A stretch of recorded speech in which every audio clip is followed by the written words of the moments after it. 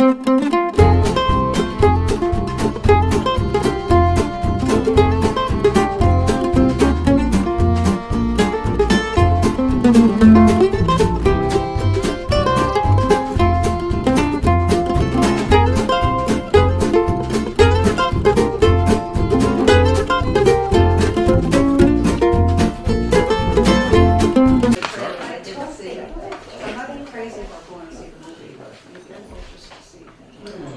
evening, everyone. You need a big gavel. What? You need a big gavel. Good evening. Welcome. That's the gavel. Oh, you're much more authoritative than I am. Welcome to the first post-summer, I guess that's a way, or the new fall season of the Provincetown Back Bay Neighborhood Association meeting. Introduction of the officers. I'm class president. Secretary? Jackie. Whatever. Vice President and Treasurer. No. You, I'm background. That's right. kind of the unofficial assistant. Bakers, we have bakers here. Yeah, we're baker. We have what's the official title? At member? No, what is it? Something at large. Member at large. Member at large. I'm not a large member. Okay. We're going to start off with a a moment of silence for the previous president, Gloria Schwartz, who passed away about a week and a half or two weeks ago. And she was the president of the neighborhood association for how long? I don't remember how many years. It was ever since her husband passed away, who was And the that was in president. 2004, Yeah, so she was, so about 10 years, yeah. maybe 10 years. And she took over directly from her husband? Yeah. Yeah. She took over all his jobs, plus her own.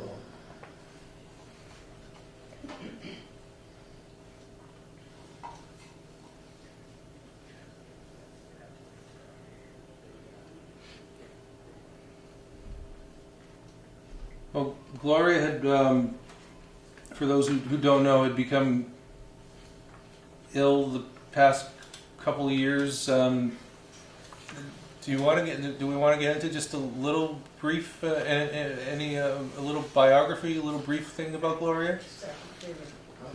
She was involved in just about everything. Her husband, Ned, was very, very active in the neighborhood in the city. And he used to carry this notebook around with him. It was about that thick, but had everything in it. And of course, Gloria inherited that notebook, and she tried to do everything that Ned did, which was almost impossible because he was everywhere doing all kinds of stuff. But she tried, and she did a pretty good job of it. She was at the senior center a lot. She was active with the triad program, as well as the neighborhood program.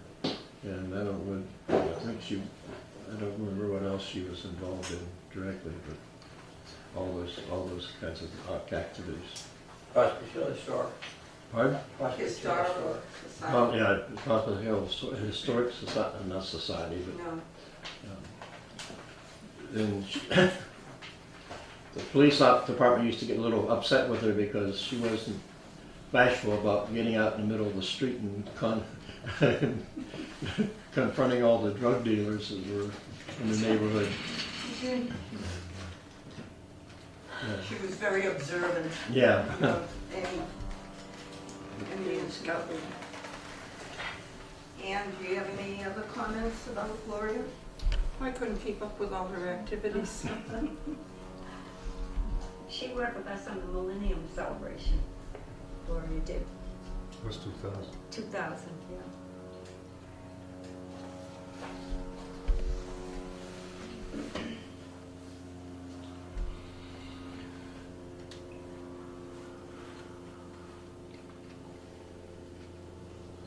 You next. Next is the treasurer's report. We still don't have any money. Last May, we had $103.35. The only thing we spent over the summer was the bank fees, $15, which leaves us $88.35. Police report. Well, I can yield to the deputy if he has to go. Would you like to talk first, deputy? Sure. Good evening. Good evening. I'm here in place of Chief Moriarty, who couldn't make it tonight. He gave me a list of things. Well, thank you for It's coming. only about 7 pages long, so I'll try to cut some of it down. Take as much time as you need. Okay. Also, I have firefighter Manuel Gutierrez and firefighter Ron Valley from your neighborhood firehouse across the street. Oh, great. Come on up, deputy, why don't you come on up front? Right in front of the row. Well, you know, I like to be near the door just in case if we get a call, I don't want to interrupt anything, but I greatly appreciate that, sir. We saved that for you up front. We've had some major fires in the past few months. We had a 4-alarm fire on Summer Street. We lost several buildings down there. We also had a 3-alarm fire on Lafayette Ave in South Lawrence. We're also investigating a suspect that lit numerous fires in the Andover, Amherst, South Bowden area, which the fire investigation unit has arrested him, and he is on probation. He's in custody right now. He's not on probation. He lit probably maybe 15, 20 fires up in that area. We have 6 new firefighters, 4 in the fire academy, and 2 are training at fire alarm. The chief got us a bunch of new equipment from our EPA fine from a business in the city for about $120,000. We bought equipment and stuff like that we desperately needed. We had the 9/11 ceremony, what went well over there on South Broadway. We are in the process of 3 new trucks, but we need the grants to get approved by the city, and October 4th is the meeting, so we're looking for some support on that they free up the small amount of money that we need. The grant was for $500,000, the city got to come up with $50,000. And same with our SCBA grant was $324,000. The city needs to come up with $32,000 for us to attain both of those. Also, this time of year coming up, check your smoke detectors, COs, and things like that. But that's all the chief has. You guys have anything that's going on in the neighborhood? Happy to be here. Thank you. Thank you for coming. And for you guys from across the street, even on an unofficial level, if we're here the 3rd Wednesday of every month, even if it's not you guys, spread the word. Anyone in the house who wants to come over, we're here. We'd love to have you guys anytime. Come have coffee and cookies. Yeah. Nothing else. Or if you have any snacks you want to share, bring them over. We certainly enjoy snacks. We like sharing. Any questions? Anybody have any questions for the fire report? No questions I for have them? a question. Well, what kind of fires were there over there in South Lawn? Mostly outside brush fires. Those are bad. Jimmy Ianazzo, your friend. Same, oh, huh? Jimmy Ianazzo. He's held signs for you before. Oh, really? That's what he used to start the fires. Old signs. I don't, you know what, I'm really showing my own kid. Good evening, everyone. How are you? Nice to be back. I'll read you the numbers for the crime stats for August 1st. So the crime stats, Part 1 crime stats for August 2012. Homicides, there was 0. Citywide, there was 0. Robberies, there was 2. Citywide, there was 21. Non-domestic assaults, there was 2. Citywide, there was 23. Residential burgs, there was 4. Citywide, there was 13. Commercial burgs, there was 1. Citywide, there was 8. Larcenies over 250, there was 2. Citywide, there was 23. And motor vehicle thefts, there was 11 in the area. Citywide, there was 83. So unfortunately, we are seeing a trend in auto theft crimes gradually climbing higher over the last couple of months. We kind of had it under control, but due to the fact that a couple of key auto theft guys have gotten out, they're back in business again, we're starting to see that number trend a little higher. We did make several significant arrests in that area in the beginning of the month, grabbing some of the same parties again that we've arrested 2 and 3 times for stealing vehicles. So the numbers for the month of September are again trending lower. So we are in the works with talking with the court system and the DA's office to see if we can get some stiffer penalties on these guys, because it seems to be a revolving door. So we are working on it. Like I said, we've made, in the month of September, we have made some quality arrests, some dealerships arrests, and hopefully we're going to start to see that number kind of drop off. They are targeting the older vehicles, your Honda Accords, the late model Honda Accords, and believe it or not, Dodge Caravans. The Caravans are the choice because they take the back seats out and they use it for the rim thefts and ATM breaks and commercial breaks, which we're seeing a rise in. The beginning of August, a combined effort between the detectives and the Lawrence Police Department, the FBI, the DEA, they were able to take down a significant organized ring that was doing a lot of the ATM breaks, and they made about 10 arrests in that, which was, you know, some significant arrests of some big targets. Unfortunately, there is another group that's behind them, and they're starting to target a lot of the commercial B&Es again, and a lot of the Halfeners in the area have recently been broken into, and they've stolen a lot of the safes and stuff. So that's trending upward again, unfortunately. We have worked on a couple of major stings and crackdowns. You probably read it in the paper over the summer. We took part in about 11 operations throughout the city where we targeted all kinds of illegal activity, drug-related, auto theft-related, quality of life issues, drinking in public. Those arrests netted about 450 arrests over the 2-month period that we had. So those were pretty significant and did a pretty good job. Right now we currently have 5 guys in the police academy.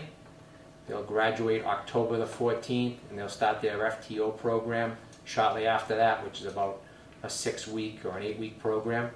And then there's 1 more person in the Reading Academy, and I believe they graduate sometime in February. So that'll be 6 additional officers that'll be hitting the streets real soon. So that'll make that'll be a major, to patrol. It'll add patrol, and then in return, it'll get some guys on the special operations side. That's about all I have to add. Anybody have any questions, concerns up in the area? Wow, no questions. Was it quiet down at the festival? Which festival, the Italian one? Yeah. Oh yeah, piece of cake. The only thing you gotta worry about there is eating too many sausages. No, it was nice and quiet. Yeah, no problems. How's the food at the movie? I didn't work the Oh, you didn't work this Lieutenant Conway's over there. He's eating well. Yeah. See that ball behind you? His Yeah. stomach looks like that. Oh, we lost some weight. Yeah, he's been working the movie. I didn't get any of the movie. I don't even know what the movie's about. The Detroit riots, I think. Yeah. They're supposed to be gonna burn the gas station tonight. Oh, tonight? Mm-hmm. Really? Yeah. Well, thanks. I'm probably gonna go over there and take a look at that. All right, no questions for me? Did you have a sausage, Jack? I had a sausage. I had a chicken cutlet. I did too. A rice ball. No rice ball. Tripoli's pizza. I was there 2 nights. I ate like a pig. Had a run after that. Okay. Thanks again. Thank you.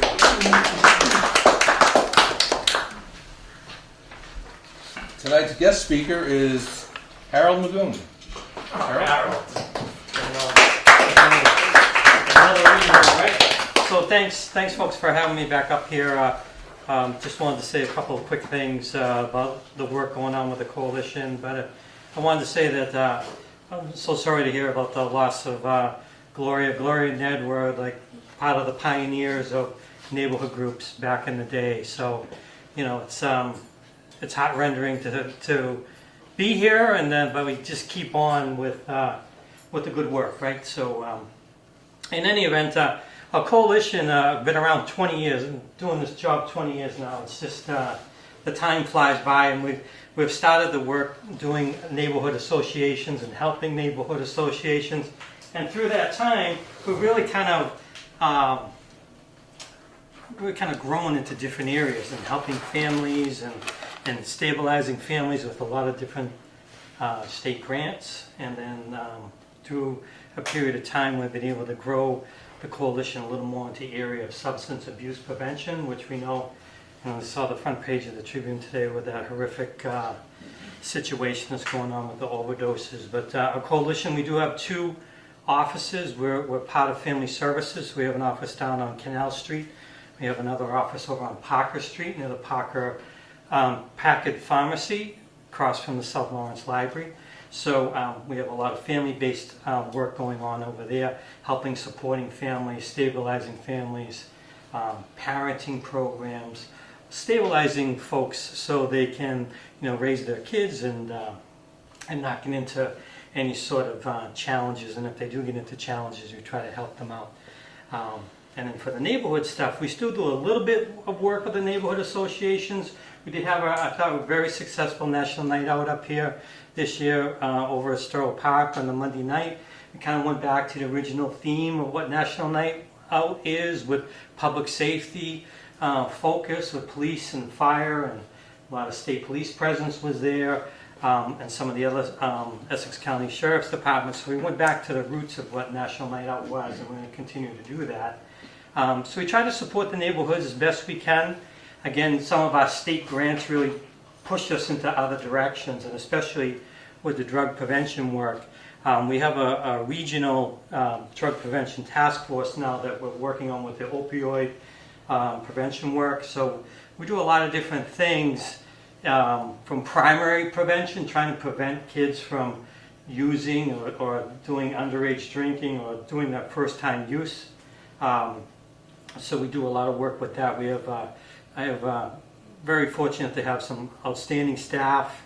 We have folks working on those drug prevention grants, also working on the family supportive grants, and also one of your own here, Prospect Hill. Jackie is our admin person, and I wish we had her 10 years ago to get kids from starting drugs, either drugs or underage drinking, as I had mentioned, working closely with the schools.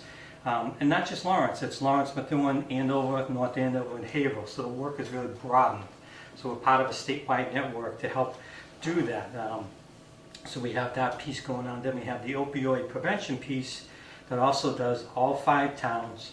We have a very broad base, about 50 people on a task force that meet every single month to try to work on different strategies to make some impacts.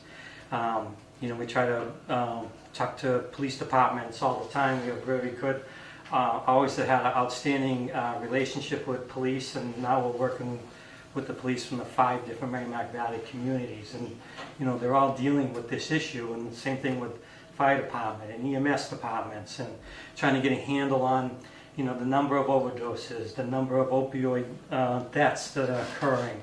What is the demographics? What is the where is the impact? Where can we make the best impact on these types of things? So again, there's a lot of education going on. We're trying to help folks that actually, might be addicted to drugs and are trying to come off drugs. Right now, I'm trying to make a very strong push on getting some additional staff, or what's called a navigator, someone to help folks that might be involved or addicted to drugs that want to come off of them, to try to help navigate the system. The system's very complex, very complicated. There isn't a lot of treatment options, so we need to have people on the ground, boots on the ground, so to speak, to help folks get into the treatment that they're looking for. So we're doing that, and also a variety of support groups. I mean, Jackie knows our days are different every single day. We never know what we're going to be dealing with, but we have a great group of staff. We have about 7 people, both full-time and part-time, that work for us. Again, it's Merrimack Valley now, so the work is a little more broadened. see some really tough stuff. Some of the stuff that these guys roll up on, the incidents are really difficult, and but trying to prevent things from happening like that. I mean, it's a critical piece. There are lots of other efforts like this that go on across the state, and so this is why the coalition kind of stepped in to fill that role, because there weren't any coalitions around here that were doing the drug prevention work, that were doing the family supportive work. So that's kind of shifted a little bit away from neighborhoods into more of this broader based prevention work. So I think it's been rewarding. We have a lot of work to do. Love to get more resources into the community to try to help, prevent situations like the thing was on the front page of the Eagle Tribune. It's very unfortunate, but it's a situation with the potency of the drugs is so high that the occurrences are just keep going up. So hopefully we can make these impacts and try to get the numbers down. But I'd be happy to take any questions if anyone has any questions or anything about the work that we're doing. I give you credit for keeping the how many years, Jim, has Prospect Hill been at it? We were founded in 1985 and incorporated in October 26, 1996. Wow, so that's quite a long time. So long time running, trying to keep. If you remember the days, when we did all the neighborhood cleanups and we painted over the graffiti, and Jim and Ned at the time, they were. I can remember driving around and I'd see them stopped at a light and it's 20 degrees out and they're still painting over graffiti and the paint was like freezing as they were painting, and I'm like, boy, these guys are really committed. And so yeah, all those different things. I remember all those days, and truly rewarding, and just makes you feel good to be part of that, to try to make some impacts here, because you're raised here. This is your city. You want to try to make things as good as you can. So if anyone has any questions, be happy to take them. If not, I'll be here for the rest of the meeting, and then we have brochures here in case you know of anyone that has any challenges, with any sort of drug prevention pieces or any sort of the family supportive pieces. I know lots of families are impacted by all these different situations, but you can feel free to reach out to Jackie. Would probably be the best person to reach out to, because she works in our office and has a really good handle on all that different types of things going on. Thank you very much.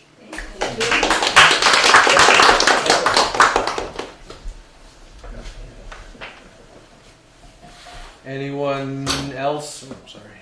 Have anything else? Oh, yes. We have a new Oh, member here tonight. Yes. Hi. Hi. My name is Mary and Gonzalez. I am here because one of my neighbors, I was looking for something because I received a letter from Engstar that they were coming to visit us, and as far as I know, they never came. So I was looking for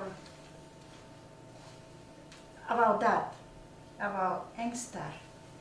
And a neighbor gave me a good idea to come to this committee and present my problem. And my problem is this one.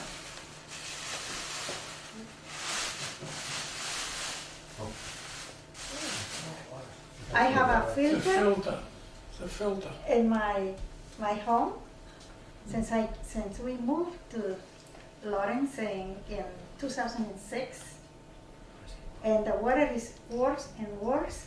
It's supposed to be 3 months, and to change it every 3 months, but not even a month. Wow. And it is this way. So my coming here is to call your attention about this one, the water I am drinking, and maybe you may be drinking, because when we moved here, we changed the pipes. All that had lead were changed. And last year, the pipe that goes outside to the middle of the street was broken. Thank you for so- coming. Thank you, sorry. That's okay. I'm sorry. So Go ahead. it is new. So it may not be just from my house, but I wonder if it could be for the whole house, the Mhm. whole neighborhood. And I came to here to look for support, to look for ideas, opinions, suggestions about what to do to improve this kind of what else we receive in the house. Where do you have that in your house? I mean, I've never seen this. So, It is in the, coming to the, like a meter from the, okay. so the plumber install the, it's like a, It taps onto your water meter. So the water that's coming into the house filters through that filter first. You have to have a plumber put it in. I have one in my house. and this is the. It's yours, look like. I don't know. I like that. Wow.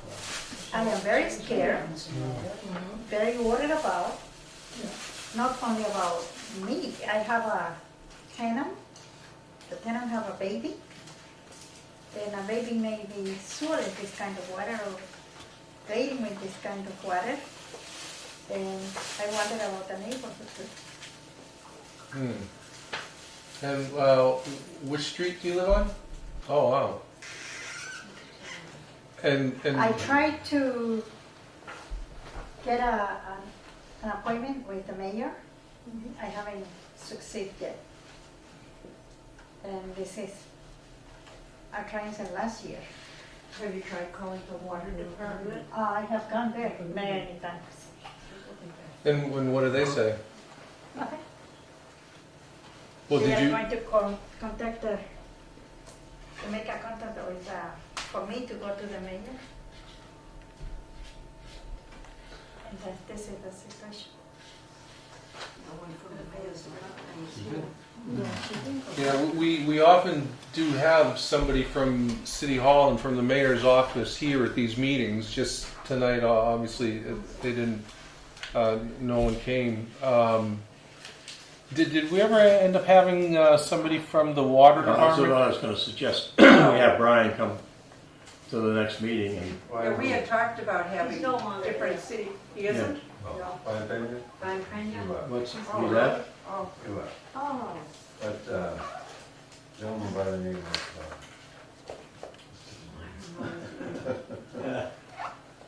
Where did Brian go? He must've got a good job. he did. He did. No, he was, I guess he just didn't care for a lot of things that were going on. But, there is somebody up there who's filling in for him until they can get someone else.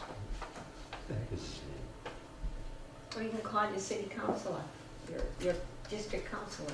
I have not. But we have a new city councilor. Yeah, Myra. Myra Ortiz. Yes. But I'll have to get you her number because on the website on City Hall, her number is to be determined. So I will contact them and get you a number and call you with it. oh, thank you very much.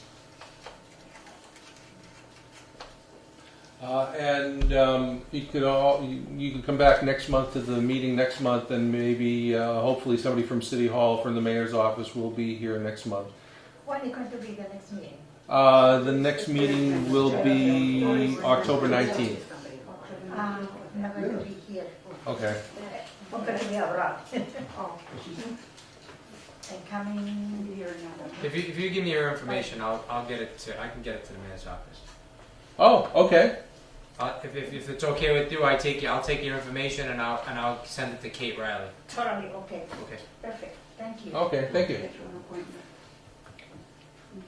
But the appointment will be just for all of us. Oh, yes, true. That he may come here. Yeah. Not just with me, because my concern may not be just me. Yeah. Not just me, because I know the pipe will change, because they had lead, so the plumber changed everything, and last year, the pipe from the middle of the street to the house. So, and I talked to the people who came to fix the pipe, and they told me that after that, the water was going to be clean. It's worse. I know, and they always tell us with the water report, the annual water reports, how great the water is, but that doesn't. It's like Rio de Janeiro. Yeah. Rio de Janeiro has one of the best water supplies in the world, okay? But by the time it gets all the old pipes out into the city, it's like ours.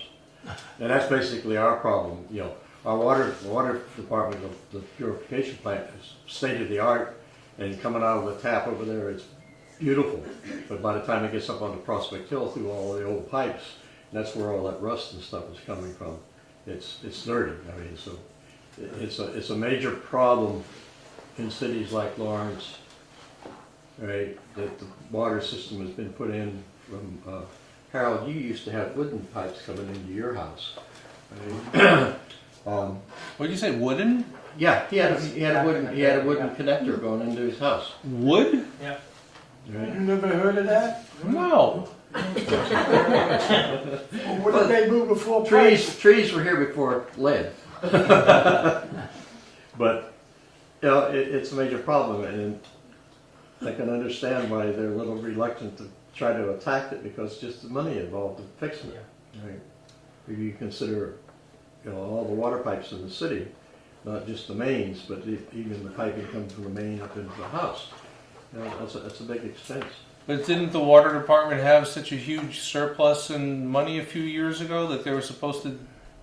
Yeah, but the other problem that we have with our water system is the drainage system. Right, the sewer system and the storm drain system run together in a lot of places in the city, right? And I think there's a federal injunction that we're supposed to be fixing those someday, right? And can you imagine all the streets in the city of Lawrence, which probably the majority of them, the drainage system and the sewer system are one and the same, and you got to dig them all up and put in two systems? Forget it. That's not going to happen in my lifetime. What was all the digging they've done? Well, yeah, that was, I mean, that was his fault, right? Right, that's the main lines, all right? And the reason they basically did that is because those were all corroded too, right? And closed up. You know, a pipe that was supposed to be about this big was now about that big, right? So what they basically did on those is they went through it like a rotor-rooter and cleaned them out, and then relined them with some kind of a lining that was going to be, you know, impervious to all the pollutants in the water system, right? Primarily to put out fires. So the thing that really keyed all that was not the water coming into your house, but you know, what was the place that burned down here, the German place, right? It burned to the ground because they didn't have any water. Right? Kern Hall. That was the first one. I'm getting old, I guess. But you know, so that's a really serious problem if you've got all, especially in Lawrence, where all the houses are one on top of the other, right, 10 feet apart in a lot of places. And if you don't have enough water supply to get water to fire, you know, the whole neighborhood could go up. So Roger, that was one of his things that he championed by his city councilor.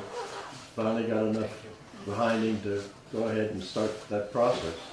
And that's a pretty expensive process. I don't know how much of that excess money they used up to do that with. I don't think they're finished with it yet, are they? And I don't think they're finished with it yet. No, they're not finished with it yet. You sneak around, you see them digging everywhere. The only thing is it cost me a couple $100 because when they were doing the pipes, right, they put in these external supply pipes that they had to run along the sidewalks, and they had clamps on them. And I pulled in on one night on Essex Street and hit the clamp with my tire and went. What happened to us? It was Roger's fault. I was going to send him the bill. You end up there? You could also also go to the water department and show them, and then when you have a meeting with the mayor, they'll be familiar with it, and they'll probably gather people together and see what they can do. I would. Yeah, go to the water, also the water department. But she said she went to them first, Oh, you and said they you were were going to help here? her. They said they Well, were if going to you help deal- her get if- an appointment They're with the gonna mayor. do- If you deal with the clerk out at the desk, you don't get anywhere, right? Oh, I'm You sorry, have I to didn't get to say it. that. Well, yeah. I think they're probably going through Jay, through the Yeah. PD and Kate Riley and the mayor's office, she'll get a good response. Yeah. So I think that's. Kate's pretty good about those things. And while we're on the subject of the underground pipes and stuff, what's with the Green Mountain? What's the Green Mountain? What are It's they coffee. doing? No, the They're in the storage. Oh, okay, I think one of the other problems is some of the sewage systems are backed up. And that Green Mountain, they got some sort of a high pressure system where they're cleaning out their sewer lines. Ferry Street, they've been in 2 places twice. Mhm. They've I been don't know down if in they've done Russell with Street it. too. It's not coffee then. well, it's the color. The water may be the color of coffee. That's where they. That's how they're The filtered water it. they're dealing Yeah. with. All right. Anyone have anything else? How was everyone's summer, Roger's Oh, yes. got to have something to say. Mr. Why Toomey? do you say that? He loves to be in front of the public. He loves that, misses that tremendously. I'm gonna sit over here. Near the patient. Don't sit on the cushion. Here, Oh. Roger. Well, it's all right. It's okay. First of all, I know my wife has said to me today, she says, don't thank them again because I've already sent a thank you note. But I'd like to thank you all very, very much for that wonderful gift. I had it for 3 days and it just wouldn't work. I called the man back up and he got it working. It's working beautifully right now. So thank you very, very much. Very thoughtful of you. I appreciate it. Don't change the time when the time changes. Don't touch it. Just leave it alone. Huh? While it's working, don't touch it. Where is it, Roger? It's up on our mantle. Beautiful. We have a nice clock next to it, a full-length clock. It's not working well at all. Oh, the grandfather clock. So maybe you wondered why I haven't been back here. Well, I'd like to give you a little history of what's happened ever since I've left the city. As you know, I retired on January 4th. And at that time, my wife and I were all in Colorado visiting my daughter and husband and 4 grandchildren out there, which was great because Christmas was great. We go out there every other year at Christmas time. So Christmas was great out there, but then I developed a cough, a little bit of a cough. I couldn't stop coughing, so they took me to a clinic, and I wound up with pneumonia. Okay, so the pneumonia being due in the coughing. I kind of strained my back muscles and around my spine and my neck. So I had a wonderful time out there, as you can imagine. And we came back at the beginning of February, okay? So February was okay, May was okay. Then in April, and March was okay too, I think, wasn't it? But then in April, I had trouble breathing, so I went to the hospital and they found that I had an embolism in my lungs. So embolisms can be treated. Okay, they just put you on blood thinners and things like that. And while I was there, my sister went into a hospital down in Boston at Beth Israel, same day, as a matter of fact. So that was on a Sunday. On that Monday, the doctor came in and started talking to me. He says, you know, he says, we've noticed a large mass up in this corner of your lungs, and this is this, and this and this. And he says, in effect, you have lung cancer. So he said to me. I was shocked at it, first of all, because I didn't hurt at all. No pain whatsoever. And I have been going to a pulmonologist in Boston for years. Jewish doctor in Boston. He always wears a bow tie, but he does treat me very well. So we called him, and he made arrangements for a thoracic surgeon to visit, to meet with us. And when the thoracic surgeon saw the CAT scan that the Lawrence General Hospital put together. And the one that I had taken at Boston Medical Center, where most all my doctors are, he looked at it and he says, there's been no change in that one. So then they had me take a PET scan, and they found out that it was prostate cancer, which is very, very common among men. And it's very treatable. And it metastasized to my spine, but still no pain. It was wonderful. All of that. And so I was put in touch with a female oncologist. She was specialized in prostate cancer. Her name was Dr. Kinyak. And she talked to me, she listened to me for about an hour and a half. Then she said, now it's my turn.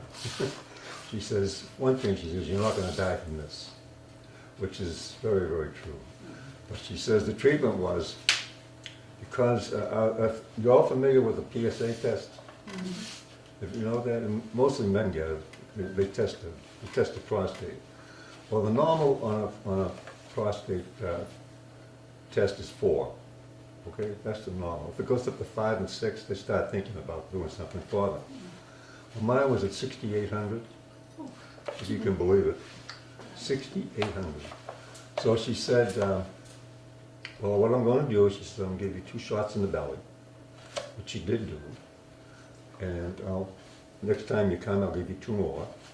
So the first time, when I went back to see her, my prostate PSA came down to 173. I said, that's pretty strong. Then she gave me 2 more. I brought it down, I think it was to 59. So it's been going down ever since, you know? And which is great. So the last time I went, if anybody here has prostate cancer, how they normally treat it, if you're, up in age, is with a shot in the bum. And sometimes it lasts a month, or sometimes they give you one that will go for a month, sometimes it's 6 months. And one I got was going to go for 6 months. So it was a very, maybe some people think it's a very uneventful half a year. Wasn't for me though. Yeah. But I have a wonderful nurse sitting right over there. And so I am on the road to recovery.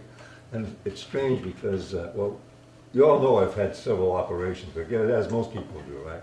So when they go into Boston to see my primary care, what he did was, they have usually an intern working with them. The intern will come in, question you about different things and see what's going on. Then he'll go back and report to the doctor, and the doctor will come in and take over from that point. Well, we had a young, I think, what was he? Was Chinese fellow?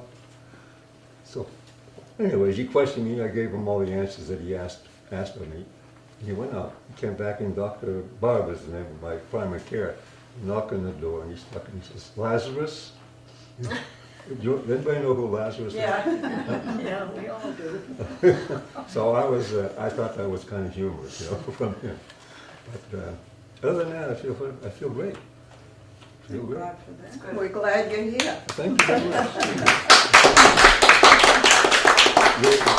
You're the only group I've expressed myself to. So you're all very special to me. Thank you very much. So we're What about the breakfast, Roger? Huh? The breakfast. Oh, yeah. now to more important things. Now back to business. Oh, that's- Okay. Last year, some of you have attended the Veterans Breakfast I put on every year in November. And so at the end of last year, Keith Waterker has been the chief cook and bottle washer down there, And so prior to it ending, he said, this is not going to stop. He said, he's going to continue it in my name, ad infinite. How long, I don't know, but it's going to continue on. The Pancake Breakfast is going to continue on, so it's going to be on November 13th this year, which is a year, I think a weekend after November 11th. No, just a couple of days after November 11th. Yeah. So it's going to be held over at the same place, the Fireman's Relief Inn, and you're all welcome to come, of course. because he puts out a very nice book. We'll be there. And on top of that, because of last year, the money that we were able to collect, we were able to give $450 to the Vietnam veterans. So, We don't always give that much, it all depends what, one year it snowed, so we didn't have a great crowd, but every year we give to a veteran, above and beyond, feeding about 250 of them. So, Great. That's great. Well, thank you for listening. Appreciate that. Thank you. Well, the floor is yours. Thank you. I'm sorry that I'm late. It's just that No I'm worries. in the middle of it. What am I back to you? How you doing? Good. Sorry I missed your stats. That's okay. It's always a highlight. There's highlight.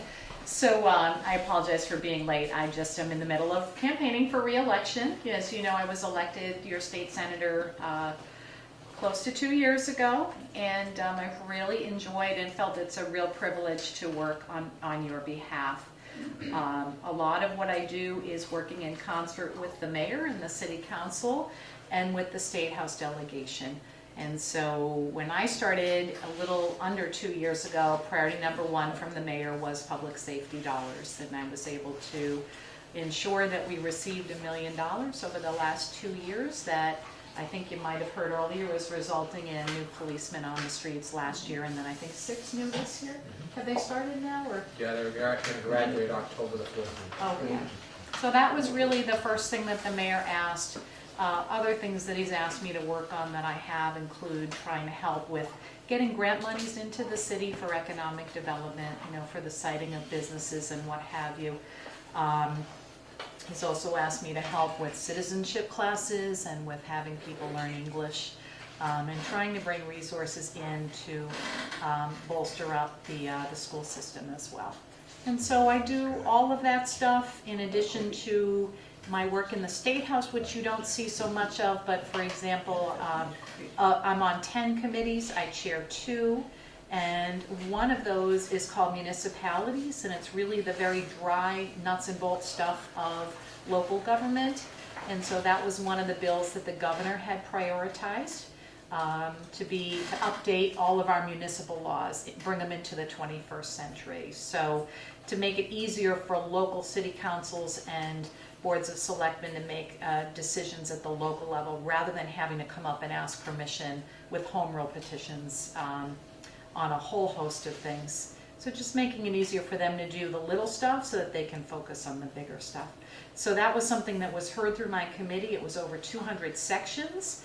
And then I had to work out with the House a compromise, which was signed into law in early August by Governor Baker. So I do a tremendous amount of work on elder policy. I've got a 91-year-old mom that lived with me for 20 years, and the last 5 has suffered from Alzheimer's, so I've been working on Alzheimer's work. I'm on the Elder Affairs Committee, do a lot of elder policy, a lot of disability policy. That's the stuff that I love. You have to kind of do some of the stuff that you really love and feel drawn to, but trying to make sure that our state's going to begin to do a better job of caring for folks as they age, giving them options in the community, and allowing more folks to qualify for those home care programs, I think is really important. What else? We worked on passing opioid laws this past session. I played a part in that as well. That is an ongoing issue. It's a very complex issue.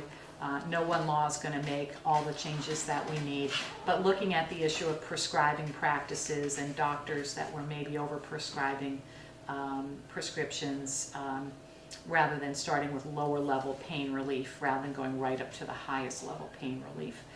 So looking at that, making sure we're tracking at our pharmacies if people are shopping for pills through multiple doctors, making sure that kind of stuff is monitored.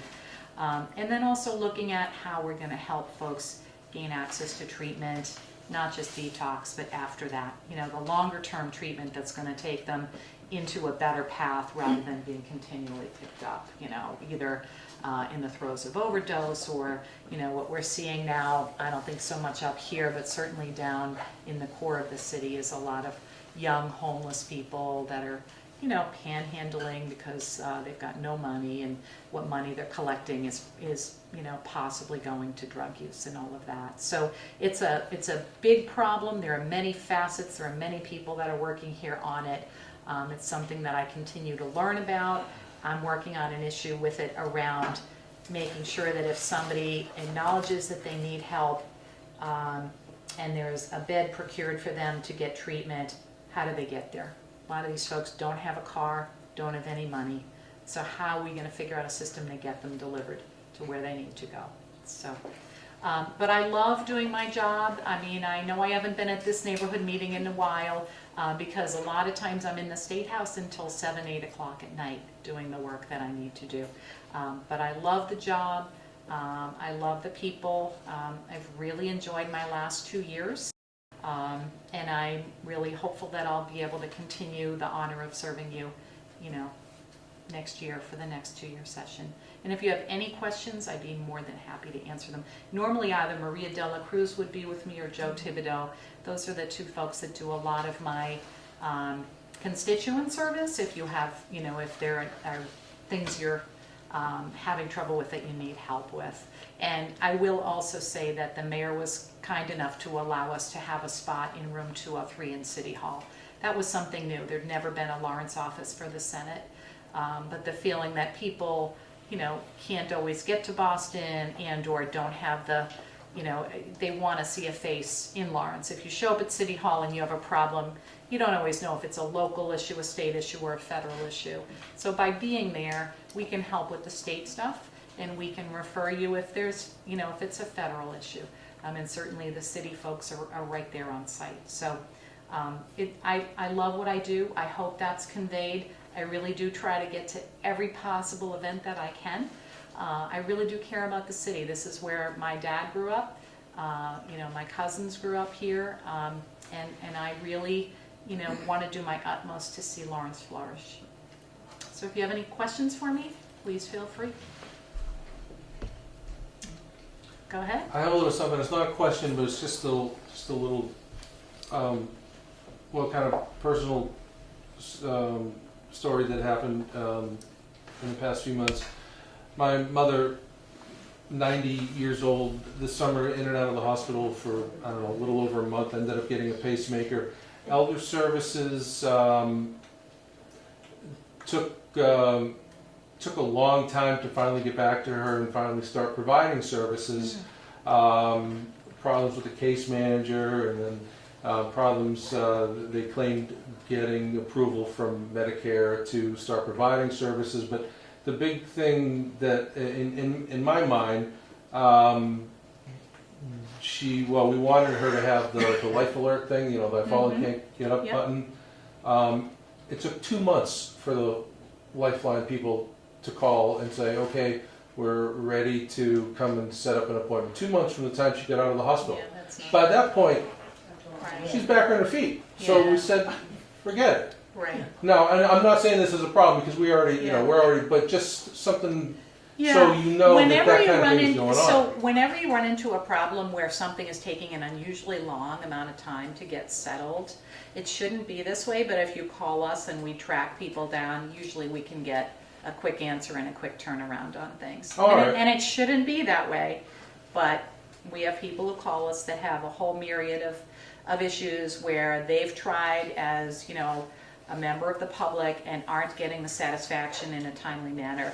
And if, Joe calls or Maria calls or I call, it's amazing how quickly people will respond back to us. Oh, okay. I wasn't even saying that as to try to get something done, just as in case that's a widespread thing that's happening. With Elder Services, I know Roseanne DeStefano very well. I worked for her 30 years ago as a case manager at Elder Services, and I do a lot of the work on their behalf for their budgetary funding and also for the different bills that they need to see passed. So I wonder what happened there, because my mom was an Elder Services client the last couple of years, and we got a pretty quick, from discharge from the hospital. Usually you go under Medicare dollars first, right? Usually through the VNA, and then when the Medicare is ending is when you get a referral over to Elder Services, and then they pick you up from there for a more longer-term approach. So I don't know what happened there. That's really too bad, because I Yeah. think they do great work. Well, yeah, once you finally... But 'cause- you need it in a timely manner. Yeah, especially Yeah. the button thing, because by the time, like I said, it was exactly 2 months to the day when they finally called and said, okay, we'll set up the Yeah, appointment. that's no And my good. mother told them, well, we don't need you now. Right. I'm out of bed. I'm fine now. The pacemaker is, you know, doing its thing. Right. Ma, how long did it take before you finally got to hear back from the case manager? Oh, yeah, the case manager never answered back. We were trying to call even the nurse that used to come to the house, because I wasn't gonna be home that day. I was going to the doctor's and we wanted the girl, you know, to tell her don't come to clean the house. She never called back. And then finally she said, well, I was in here, but I didn't have time to talk to you. Oh, well, that's unfortunate. I mean, that's, you know, And that even- shouldn't be. Even to clean my house, Mhm. they didn't come after 3 weeks. I could almost says I couldn't do it myself. I needed some in those 2-3 weeks. Right.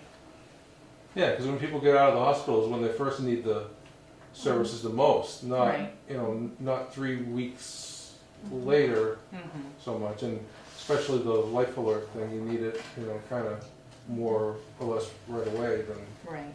Yeah, know, I mean, I'm happy to pass on in general without specifics that information. I think it's always good to know what's working and what's not working, because the only way we can fix things is if we know things aren't going the way they should go. So I'd be happy to pass that along. Yeah. Very good. Any other things? I'd also just like to say that, as you probably know, Marcos Devers will no longer be representing Lawrence after this session, and he was a wonderful partner. He worked really well with me, with Diana DiZoglio, and with Frank Moran. I think he will be missed. I think he did a wonderful job, and I think that we need to welcome and work now with Juana Matias when she comes in January. So it's critically important that we all work together as a unit, because nothing can get passed or done either in a budget or in legislation at the State House without partners in both branches, the House and the Senate, and then of course with the governor as well. So, so there will be a change, you know, for you, you know, for those of you who are in Marcos District. And he is out and about. You know, I think he was pretty taken aback when it happened, but he is out. He was at an event with me on Friday night, and I think he's more disappointed because he really loved the job and really thought he had more to give. So, but I imagine that at some point Juana will come up and introduce herself, you know, as Diana does as well, you know, just so that you all get to know her as well.